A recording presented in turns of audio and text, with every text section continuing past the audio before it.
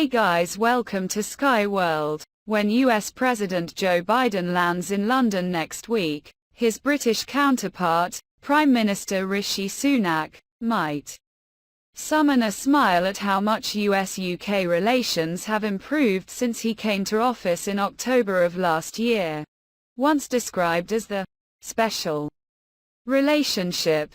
It's no secret in London or Washington, D.C. that the friendship between these two old allies has been under strain in recent years.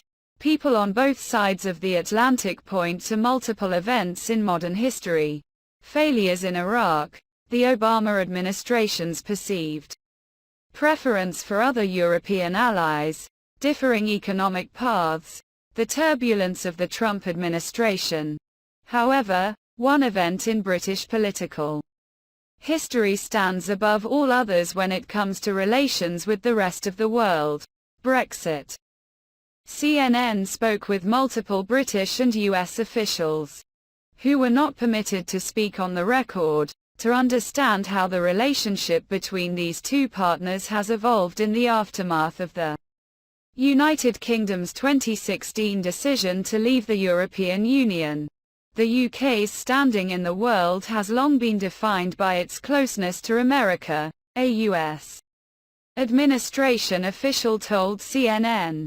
After Brexit, under Boris Johnson and Liz Truss, the UK was just so needy. Time is the most precious commodity in the White House, and we just didn't have time to hold their hands. The United States had a keen interest in Brexit, particularly the impact it would have on Northern Ireland.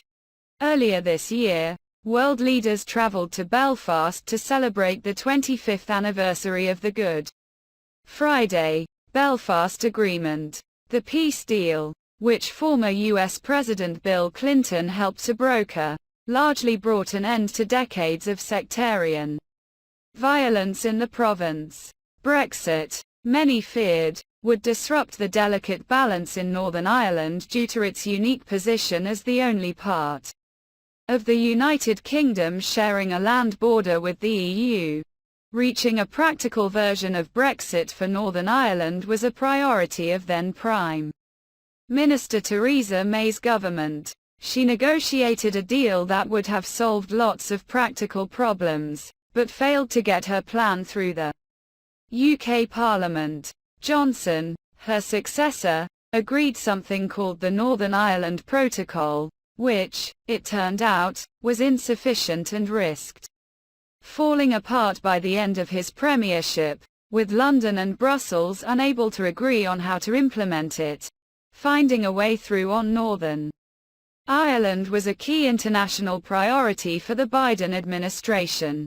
So, when Sunak promised to have the issue resolved by the 25th anniversary of the Good Friday Agreement, the fact he managed to reach a new deal with the EU, known as the Windsor Framework, instilled a new sense of trust in the British, something that had been absent for a few years in Washington. What matters to this administration is that you can shake on something, and it will get done. Through Windsor, Sunak showed us he was someone we could do business with, a senior US diplomat told CNN.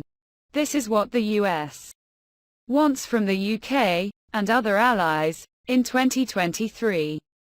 We are looking for practical wins.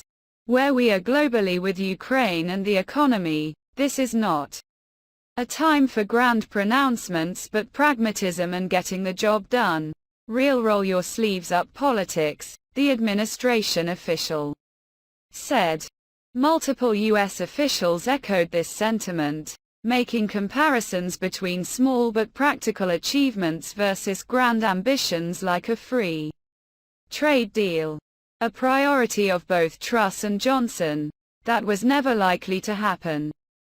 Rather than romantic ideas of a special relationship, steeped in early 20th century history, the US-UK partnership is far more transactional. Both US and UK officials understand that Washington is the senior partner. but that America's strength around the world is partly its network of allies who share its goals and are willing to put in the hard yards to achieve them. That's what makes us different from Russia and China, the diplomat said. The US knows that it cannot look like the policeman of the world anymore, a British government official told CNN. That is partly why on things like Ukraine you have seen us praise their heavy lifting. While they have credited us for leading the pack in terms of the international response, the real-world benefits of acting like the reliable partner America wants are already taking shape. U.S. officials point to the carve-outs in Biden's Inflation Reduction Act on critical minerals. They also point to the recent US-UK deal on artificial intelligence, which lists the UK as a domestic source for defense equipment. These are not carve-outs we would likely give to any other non-EU country, the US administration official says.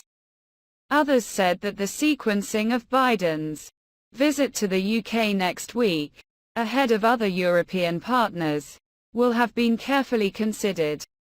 While the president's travel plans are of little concern to Americans, in Europe they are seen as some kind of indication as to where allies sit in the pecking order.